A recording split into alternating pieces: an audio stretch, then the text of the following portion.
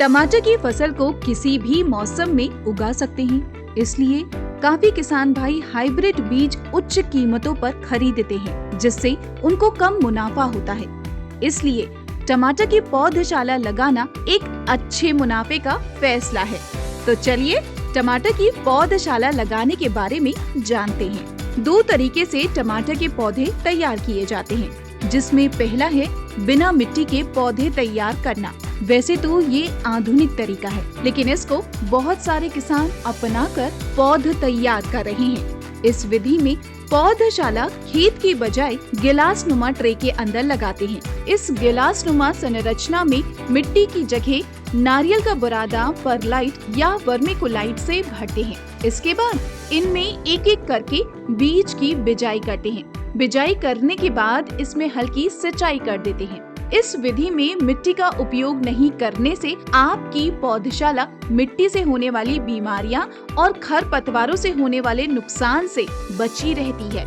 दूसरी विधि है मिट्टी के अंदर पौध तैयार करना। ये पुरानी विधि है। इसमें बेड के अंदर पौधे लगाते हैं। इस विधि में मिट्टी में पौधे उगने की वजह से मिट्टी में लगने वाले रोग और खरपतवारों से किसान भाई को काफी नुकसान होता है और मुनाफा भी कम होता है। अब हम देखते हैं कि इनमें लगने वाली बीमारियां और कीटों से कैसे बच सकते हैं। टमाटर की पौधशाला में बीमारियों और कीटों से बचने के लिए आप उसको पॉलीथीन से ढक कर रखें। किसान भाइयों, दूसरी बात आपको ये ध्यान में रखनी है कि अगर आप पौधशाला मिट्टी के अंदर तैयार कर रहे हैं तो मिट्टी और बीजों को रसायनों से उपचारित अवश्य कर लें, ताकि आप अपनी पौधशाला को मिट्टी जनित बीमारियों, बीज जनित बीमारियों और कीटों व फफूंद के संक्रमण से बचा सकें। किसान भाइयों, ये बात आप जरूर ध्यान रखें कि अगर आप पौधशाला गिलास नुमा ट्रे के अंदर लगा रहे हैं तो आप NPK 19-19-19 2 ग्राम प्रति लीटर और ट्राइकोडर्मा तथा सूडोमोनास 1 ग्राम प्रति लीटर पानी के हिसाब से स्प्रे करें। किसान भाइयों, पौधशाला में शुरुआती दिनों में ज्यादा सिंचाई की आवश्यकता होती है, तो आप ये ध्यान रखें कि सुबह 2 बार हल्की सिंचाई करें, शाम को सिर्फ 1 बार हल्की सिंचाई करें।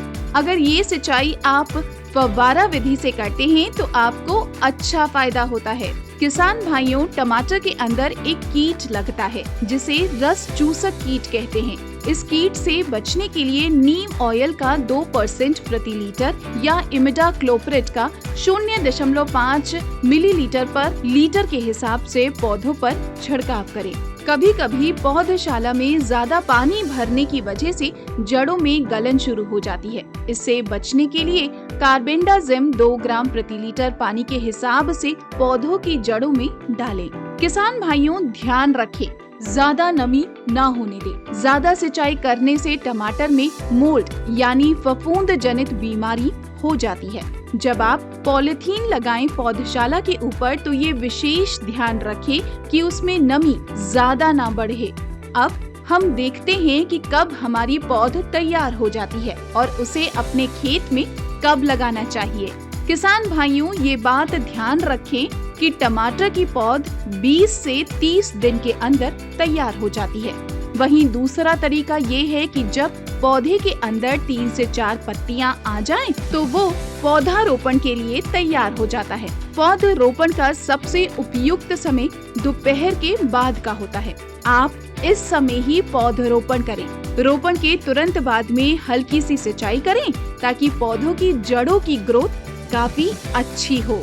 किसान भाइयों, अगर आपको कोई भी कृषि समस्या संबंधित सलाह हेतु एक कृषि विशेषज्ञ से जुड़ना हो तो आप हमारी उपज ऐप के माध्यम से उपज डॉक्टर से सलाह ले सकते हैं। अधिक जानकारी के लिए किसान भाई हमारे कृषि सलाहकार नंबर 9999617999 पर कॉल करें। अगर आपको टमाटर की नर्सरी की जानकारी अच्छी लगी है तो इस वीडियो को लाइक करें और इस चैनल को सब्सक्राइब करें। साथ ही किसान भाइयों के साथ शेयर करें।